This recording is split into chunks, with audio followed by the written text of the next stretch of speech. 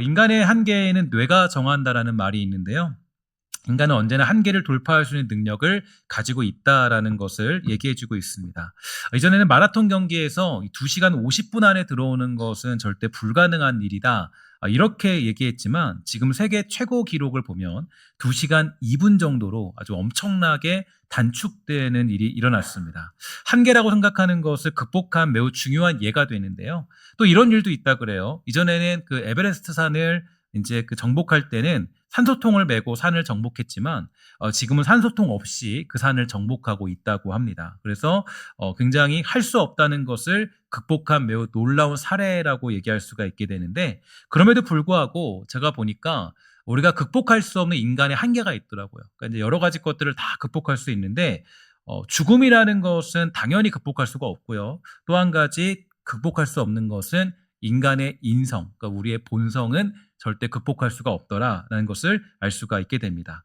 어떤 한계를 극복하는 것이 정말 이게 어려운데, 이전에도 악했던 우리들이지만 사실 지금도 인류는 별로 변하지 않았다라는 생각을 많이 하게 돼요. 오늘 우리가 보는 본문이 바로 인간의 현실들을 정확하게 드러내고 있는데, 예수님은 그 인간의 현실대로 들어오셨습니다. 예수님은 당시에 정치 종교 지도자들에게 원한을 사게 되었고요. 예수님을 죽음으로 몰 방법들을 찾고 있는 중에 그 제자인 가룟 유다의 배신에 의해서 이제는 잡혀가셔서 가장 불공정한 판결을 받으시고 가장 치욕스러운 십자가에서 죽으시게 되는 장면이 곧 등장하게 되겠죠. 그래서 이제 특히 이러한 일을 만들어낸 이가 가장 가까운 예수님의 제자 가룟 유다가 이 일을 만들어낸 시발점이 되었다라는 것이 굉장히 충격적인 그런 사건이 되는 것입니다. 예수님은 항상 종교 지도자들에게 적대적이었고, 또 심지어 무리들이 보고 있는 가운데 그들을 꾸짖었기 때문에 이 종교 지도자들이 굉장히 체면을 구긴 그런 상황이 있었는데요.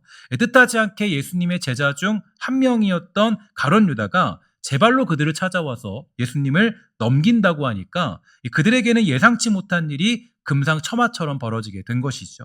사실 종교 지도자들의 힘으로 예수님을 잡아 죽일 수도 있는 그런 권력을 그들이 가지고 있었지만, 잘못했다가는 백성들이 폭동을 일으킬 수 있는 그런 상황이었기 때문에 이 눈치만 보고 있던 그런 순간에 이 가룟 유다가 예수님을 넘겨버리겠다는 소식은 이 종교 지도자들에게야말로 너무나 큰 행운과 같은 그런 일들이었습니다. 그리고 이러한 일을 가리켜서 누가는 사탄이 그에게 들어갔기 때문이다라고 묘사하면서 오늘 본문이 시작되어지고 있는데요. 특히 종교 지도자 측에서 먼저 예수님을 잡아들이기 위해서 접촉했던 것이 아니라 유다가 자발적으로 그들을 접촉하여서 예수님을 넘기겠다라고 하였는데, 그렇다면 유다는 언제부터 예수님을 팔아 넘겨야겠다, 예수님을 따르면 안 되고 그들을 넘겨줘야겠다라고 생각을 하게 되었을까요? 마가복음 14장 3절부터 9절을 보면 아주 중요한 장면이 나오는데, 이 내용 이후에 그 가룟 유다가 예수님을 팔아 넘기게 됩니다. 그래서 이렇게 되어 있어요. 예수께서 베다니 나병 환자 시몬의 집에서 식사하실 때에 한 여자가 매우 값진 향유 곧 순전한 나드 한 옥합을 가지고 와서 그 옥합을 깨트려서 예수의 머리에 부으니 어떤 사람들이 화를 내어 서로 말하되 어찌하여 이 향유를 허비하는가, 이 향유를 300데나리온 이상에 팔아 가난한 자들에게 줄 수 있었겠도다 하며 그 여자를 책망하는지라. 예수께서 이르시되 가만두라, 너희가 어찌하여 그를 괴롭게 하느냐, 그가 내게 좋은 일을 하였느니라. 가난한 자들은 항상 너희와 함께 있으니 아무 때라도 원하는 대로 도울 수 있거니와 나는 너희와 항상 함께 있지 아니하리라. 그는 힘을 다하여 내 몸에 향유를 부어 내 장례를 미리 준비하였느니라. 내가 진실로 너에게 이르노니 온 천하에 어디서든지 복음이 전파되는 곳에는 이 여자가 행한 일도 말하여 그를 기억하리라 하시니라. 아멘. 바로 여기였는데, 그러니까 무슨 얘기냐면, 그러니까 이 사건에서 예수님은 자신의 죽음과 장례를 암시하게 되었고요. 그것이 제자들의 분노를 자극하게 되었습니다. 그리고 향유 사건은 유다가 예수님을 넘겨주는 그런 배신의 도화선으로 등장하게 된 것인데요. 예수님은 자신의 정체성을 정확하게 밝혀주셨지만 제자들은 그 정체성을 보게 되니까 분노했습니다. 이게 되게 우리에게 중요한 어떤 메시지가 될 수가 있는데요. 그렇게 이제 그런 상황들을 듣게 되니까 예수님을 가룟 유다는 팔기로 작정하게 된 거죠. 자, 여기서 우리는 굉장히 중요한 사실을 깨달을 수가 있게 됩니다. 예수님을 알면, 예수님을 깨달으면 여러분 우리의 마음이 평안합니까? 예수님을 정말로 만나면, 예수님을 만났을 때 예수님이 누구신지를 정확히 알게 되면 과연 우리의 마음이 평안해질 수 있을까? 우리가 과연 평안해질까요? 정말 그 실제로 우리가 예수님을 알고 저 예수님을 깨달으면 깨달을수록 느끼는 것은 제 마음속에 고뇌가 찾아온다라는 것을 저는 경험하게 되는데요. 향유를 부은 마리아, 그녀는 예수님이 십자가의 길을 걸어가야 한다는 것을 고백함으로 칭찬을 받았지만 제자들은 그 사실이 굉장히 달갑지 않게 여겨졌습니다. 그러니까 왜냐하면 예수님이 가셔야 될 길이 자기의 생각과 완전히 다르기 때문인데요. 사실 여기에 바로 우리 신앙의 맹점이 있다라는 거죠. 우리는 예수님을 예수로 믿고자 하는 경우가 그러니까 예수로 믿고자 하지 않는 경우가 너무나 많이 있습니다. 그러니까 예수님을 내가 믿고 싶은 대로 믿고자 하는 경우가 굉장히 많이 있다라는 건데요. 예수님은 그저 내 요구를 들어주시고 내 뜻이나 이루어 주시면서 내가 원하는 자리에 예수님이 계셔야 된다, 이런 생각을 많이 하게 됩니다. 예수님이 아무리 자기의 뜻을 설명하고 가르쳐 주시고 알려주셔도 우리는 굉장히 고집을 많이 부리게 되는데요. 예수님, 거기 있어야 돼요. 예수님, 거기서 내가 하는 거 잘 들으시고 내 역할 좀 잘 해주셔야 돼요. 나를 잘 도와서 내 거 좀 잘 챙겨주셔야 됩니다. 이렇게 고집을 부리죠. 그러니까 예수님 이렇게 하시면 안 돼요. 예수님, 십자가의 길이요? 그거 저에게는 말도 꺼내지 마십시오. 저는 그냥 편하게 그냥 주일에 예배 한번 나오고 그냥 살겠습니다. 이렇게 정말 얘기하는 게 우리들의 모습들이에요. 사실 이 마음이 이해가 가지 않는 것은 아닙니다. 그러니까 우리가 정말 그 어떤 예수님께 뭔가 원하는 마음들, 소망들을 바라고 이야기하는 것들이 제가 이해를 못하는 것은 아니에요.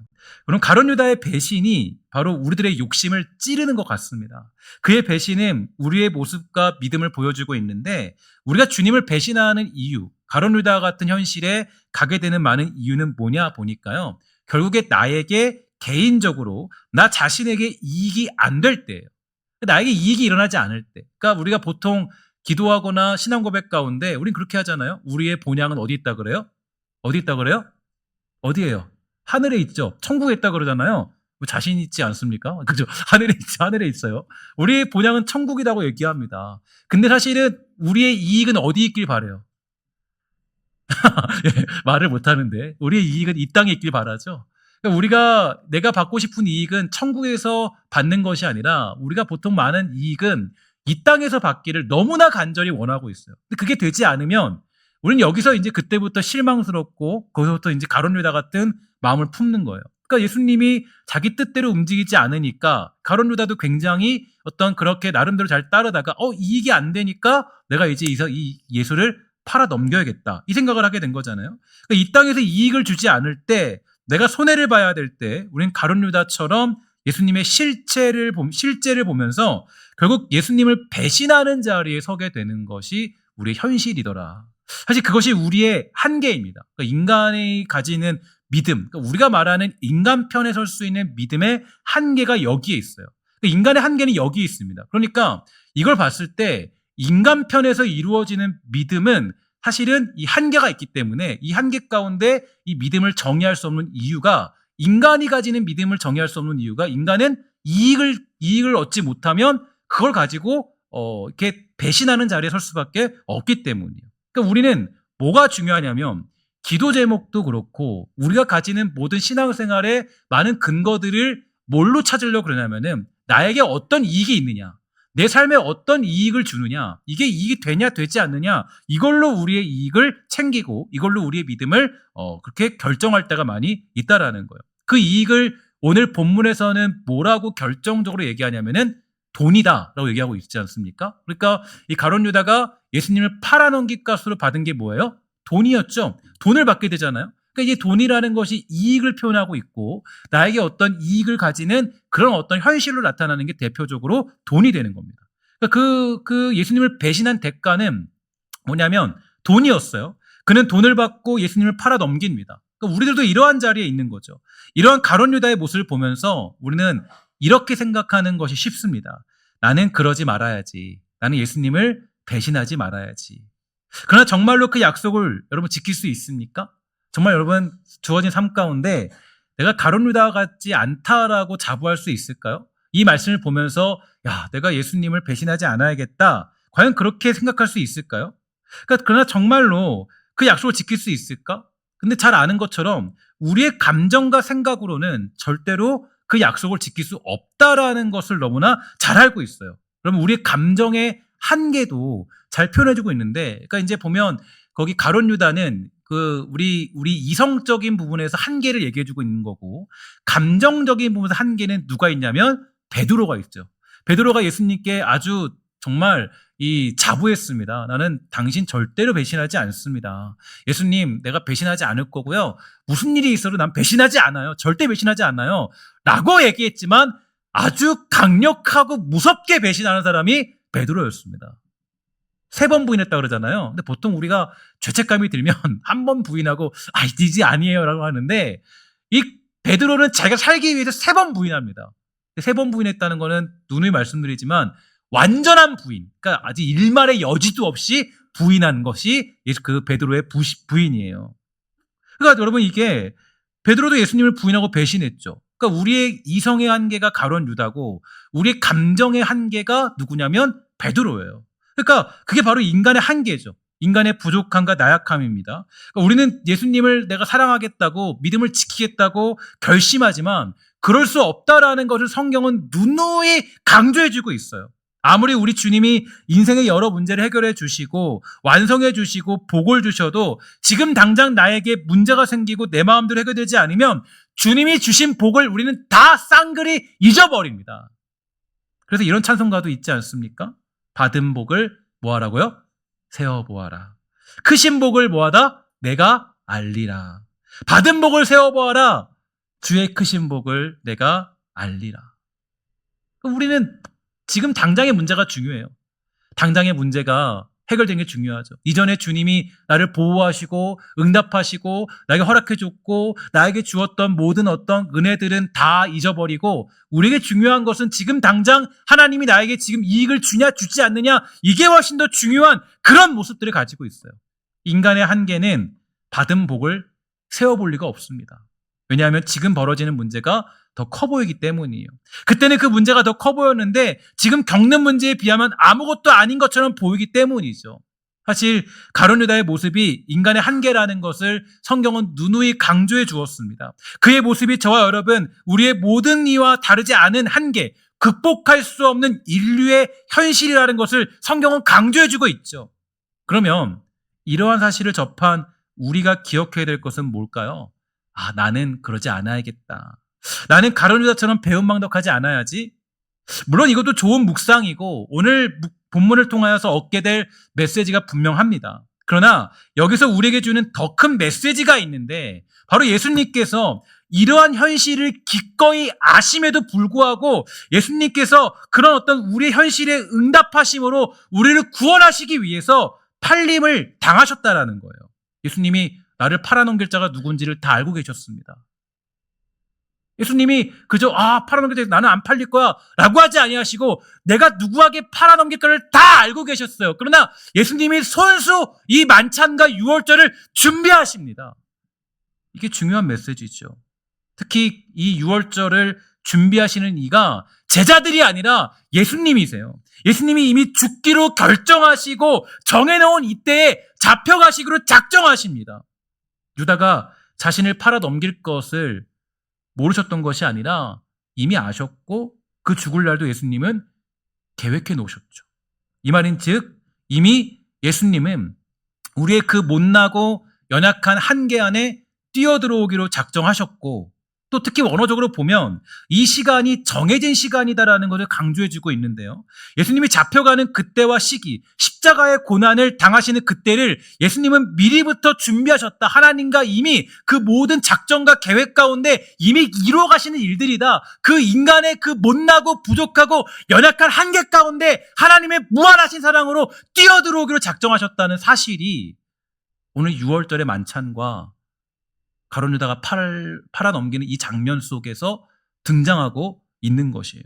그래서 여러분, 우리가 사실 이 본문을 통해서 여러분들이 보고 깨달아야 될 것은 나는 그러지 말아야겠다, 그것이 아니라 더 중요한 사실이 있는데, 그러한 한계, 가룟 유다와 같은 우리, 베드로와 같은 우리, 그런 모습들을 갖고 있음에도 불구하고 우리 주님께서 그 큰 사랑을 가지고 우리를 위해 죽기로 작정하시고 십자가 지기로 작정하시며 고난당을 작정하시고 죽으시기로 작정하신 그 무한하신 하나님의 사랑을 보는 것이 우리의 가장 중요한 깨달음의 메시지라고 얘기할 수가 있다라는 것이에요. 여러분, 그래서 여러분, 신앙생활은 사실은 나로부터 시작하는 게 아닙니다. 여러분, 믿음이라는 것은 내가 아니라 하나님의 그 선물로 받는 것인데, 하나님의 그 큰 사랑 안에서 우리가 하나님을 깨달을 때 믿음이 성장하는 것이지, 내가 어떤 돌을 닦듯이 내가 믿음이 성장하는 것이 아니에요. 그러니까 여러분, 항상 믿음 생활이라는 것은 하나님으로부터 시작을 해야 돼요. 하나님의 크신 사랑을 깨달으며 나아갈 때 나의 믿음이 성장하는 것이지, 내가 믿음으로 어떤 윤리적인 행위를 통해서, 어떤 나의 노력을 통해서 믿음이 성장하는 것이 아니라, 하나님이 누구신가를 깨닫는 그 어떤 순간들에 놓여져 있으면, 하나님이 누구시기 때문에, 어떤 분이시기 때문에 내가 살아가는 은혜의 삶이 존재하고 있다라는 거예요.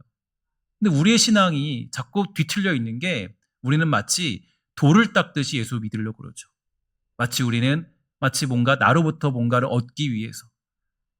그러니까 나에 대한 근거를 두면 결국 발견하는 거는 가룟 유다하고 베드로밖에 없습니다. 나를 보면은 베드로와 가룟 유다밖에 없어요.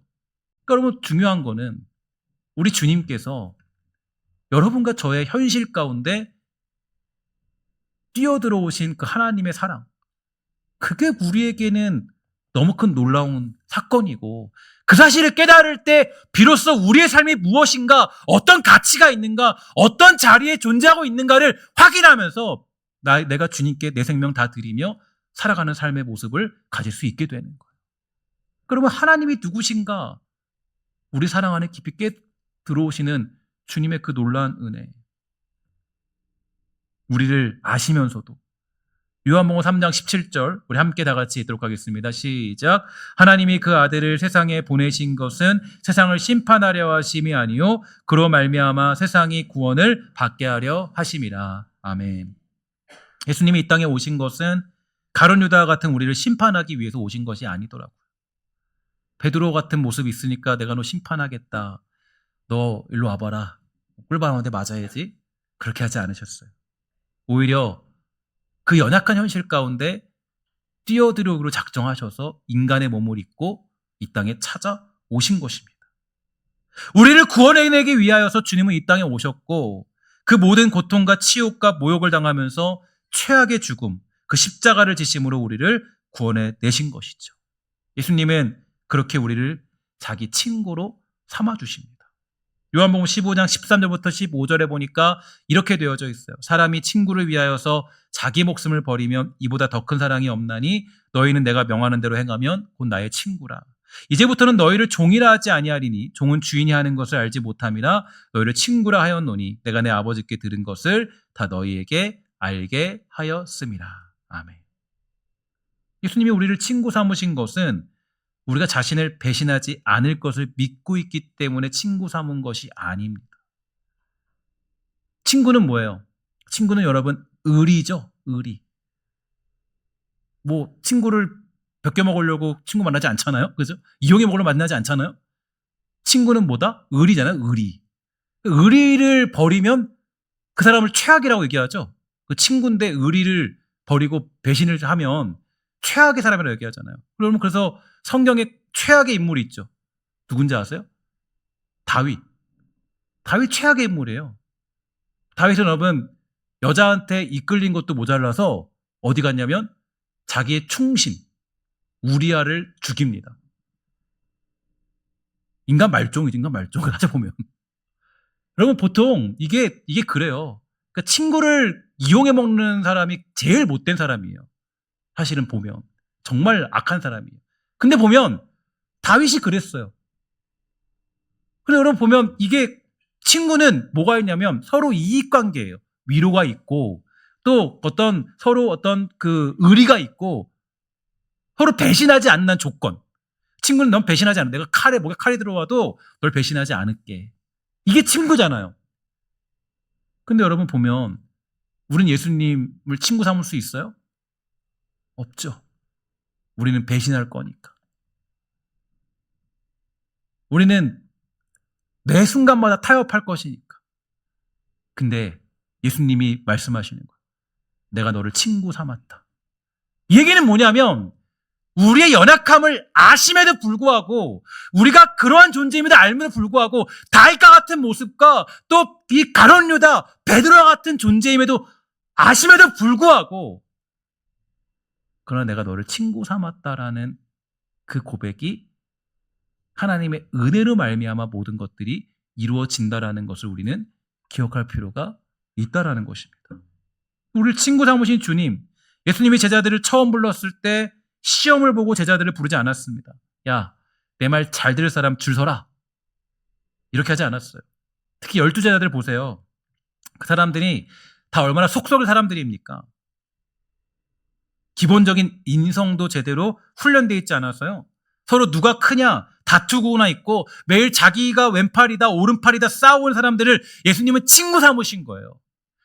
자기를 인정하지 않고 배신할 존재지만, 그러나 예수님은 처음부터 그들을 친구 삼기 위해서 이 땅에 오신 것입니다.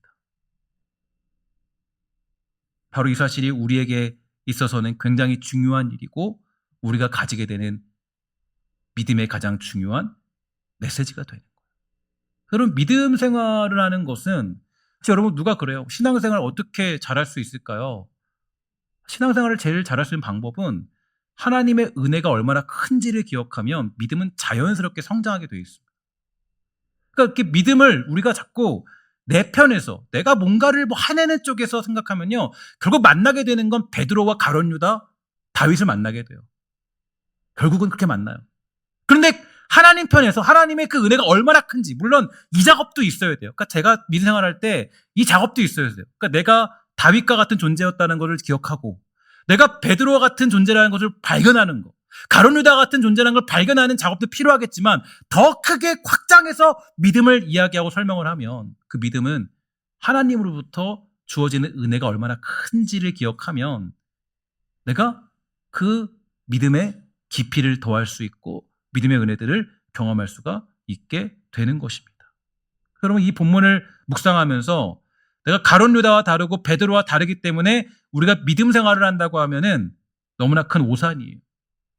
우리가 주의 백성으로 하나님의 자녀로 오늘도 살아갈 수 있는 이유는 우리의 그 부족하고 못나고 연약한 현실 가운데 그 사실을 아심에도 불구하고 우리에게 찾아오신 예수님의 사랑, 변하지 않는 그 모습을 우리가 변하지 않는 그 모습을 아시면서도 우리를 위해 고난당하시고 십자가 당하신 그 모습이 바로 우리를 우리답게 만들어내는 것, 그게 오늘 본문을 통하여 깨닫게 되는 메시지가 되는 것입니다.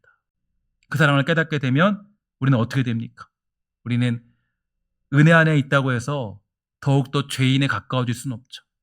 은혜를 받으면 은혜를 받은 자로서 우리는 더욱 거룩을 향해 달려갈 수 있는 삶을 가지게 되는 것입니다. 그리고 그 사랑이 바로 가룟 유다의 배신을 통해서 이 6월절에 맞춰서 완성되고 있다라는 것을 우리는 살펴볼 수가 있게 되는 거죠. 사랑하는 여러분, 이번 고난 주간을 통하여서 여러분과 제가 알아야 될 것은 바로 우리 주님이 저와 여러분들을 얼마나 사랑하고 계시느냐, 이 사실을 깨닫는 것입니다. 나는 가룟 유다의 한계를 가지고 있음에도 불구하고 그러한 우리를 버리지 아니하시고 지금도 여전히 우리를 친구 삼아 주신 주님의 무한하신 사랑, 그 사랑을 깨닫는 것, 그것이 바로 이번 고난 주간을 통하여서 여러분과 제가 깨달아야 될 메시지가 되는 줄 믿습니다.